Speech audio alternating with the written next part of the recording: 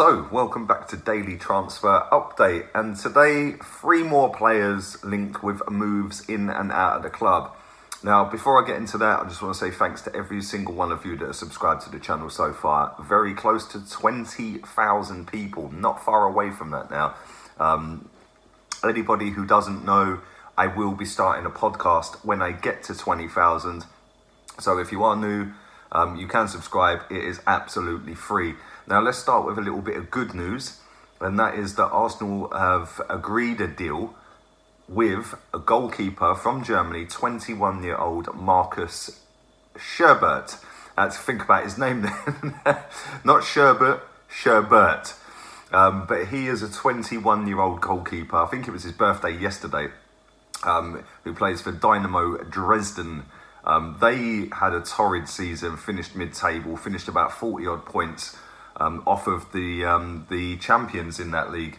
Now, he used to play for Bayer Leverkusen. He's also been wanted by a lot of teams over Europe.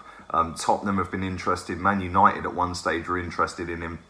Now, the reports going around are that Arsenal have agreed a fee for him. That fee is in the region of about £6 to £7 million from what I read this morning.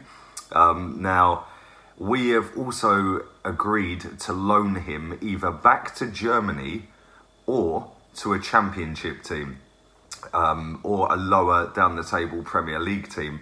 Now, I'm a little bit confused by this, if I'm being honest. I did a stream about this yesterday evening when it broke.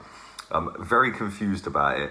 The fact that David Ospina could be going to Napoli for about a £3 million deal.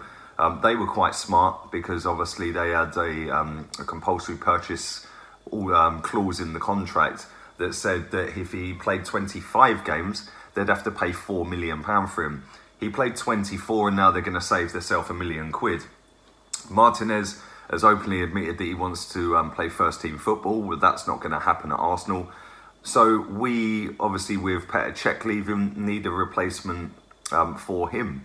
So this guy, great, he's going to come in, he's going to be the number 2. You would have thought so.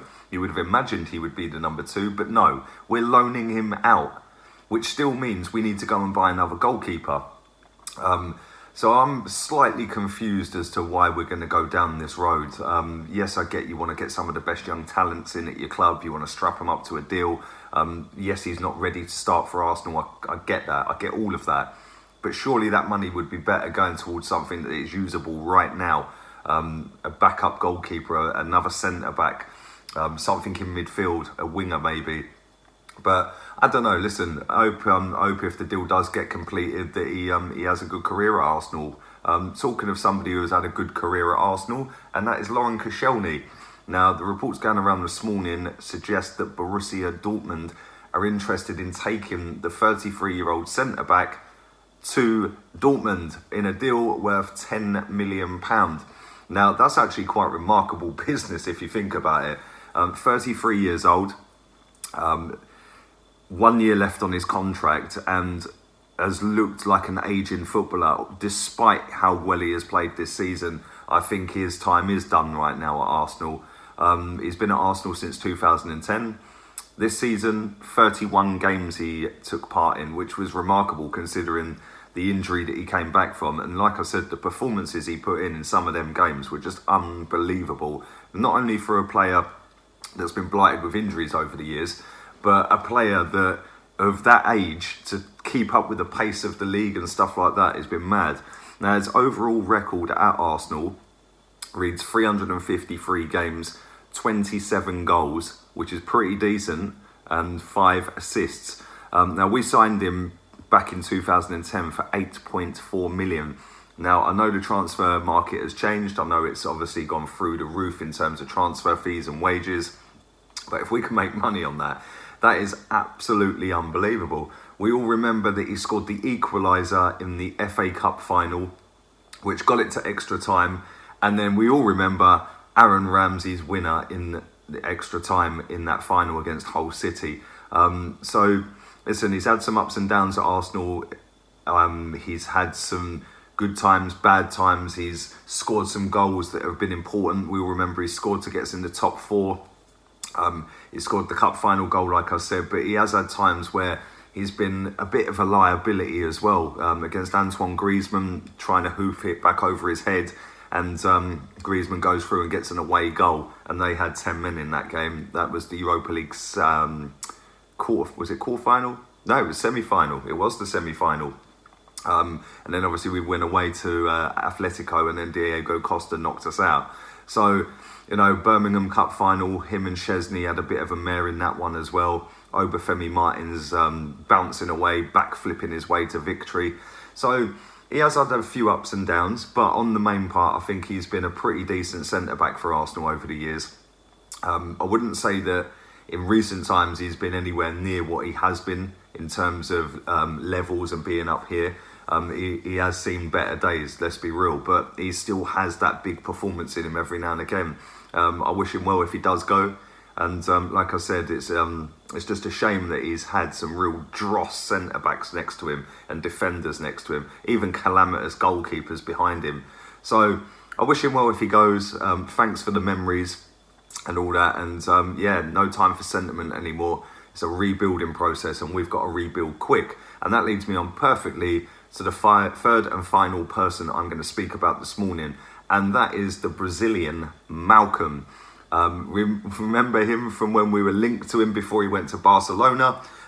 He is now linked with us again. He's not happy in Barca. He's been out there for one season, 22 years old still. This season he has played 24 games, or taken part in 24 games, 4 goals, 2 assists. Predominantly a right winger, but can play on the left. They signed him for around 41 million euros. And they wanted to loan him out in January. Well, that never came through. We were the ones that wanted to loan him. They were happy for it to happen, but they got a couple of injuries. I think Coutinho got injured, and they wanted to keep hold of him. Now, Spurs are also linked to him, and they can offer the carrot and dangle the carrot of the Champions League football that we can't. We're obviously slumming it in the Europa League.